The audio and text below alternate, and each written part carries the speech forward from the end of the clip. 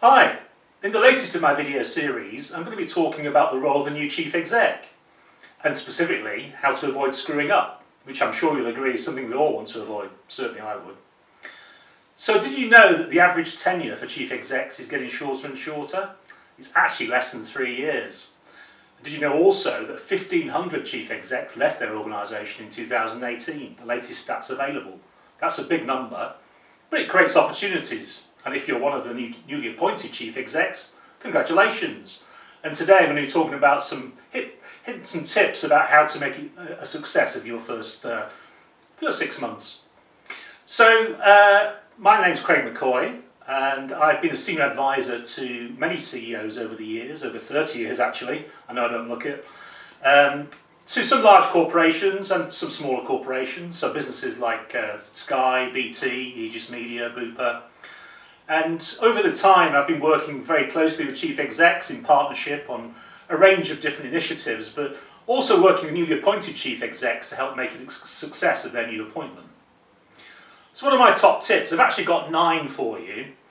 The first one is, you imagine when you turn up, brand spanking new into a new role, new company, everyone's your friend, aren't they?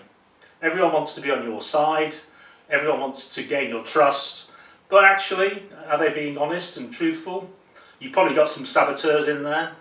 So get to know your people well and really establish who you should be listening to would be my tip number 1.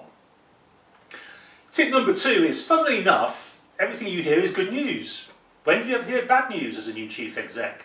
Well, guess what? Businesses do have bad news, so you're better off hearing the bad news than not hearing about it. That leads me on to point number 3. Do you actually have business data, hard data that you can rely upon? You know, reliable, comprehensive, accurate. Often it's subjective, it's people's opinions. That's no good. You need to really get to the bottom of the issues and really understand your business. Tip number 4, don't just listen to the people at the top of the organisation, go all the way down to the shop floor. Get to know your people at the ground floor level, people actually delivering services, people doing the actual work. That way you'll get to know what's really important in the business. Tip number 5, figure out where your untapped potential are. You're going to have people in the organisation with a lot of skills that are not utilised.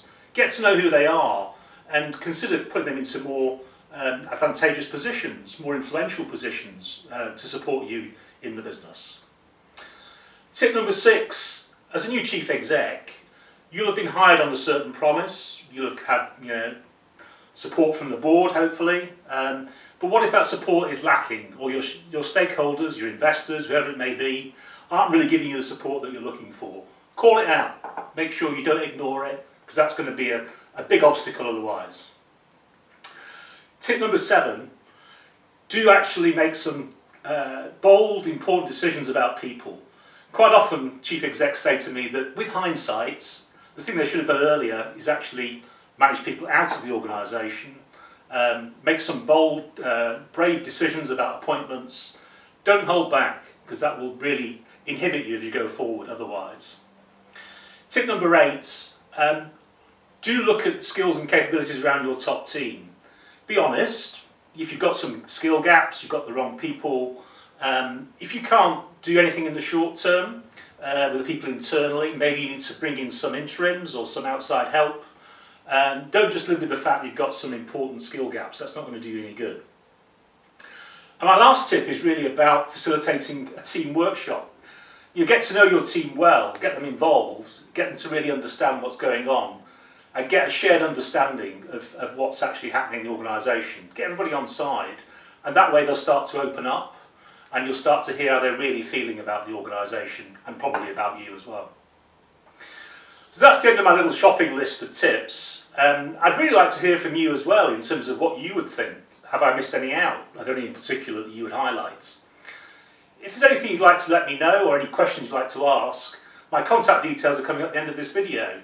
So I hope you've enjoyed this video and I hope to hear from you. Thank you very much.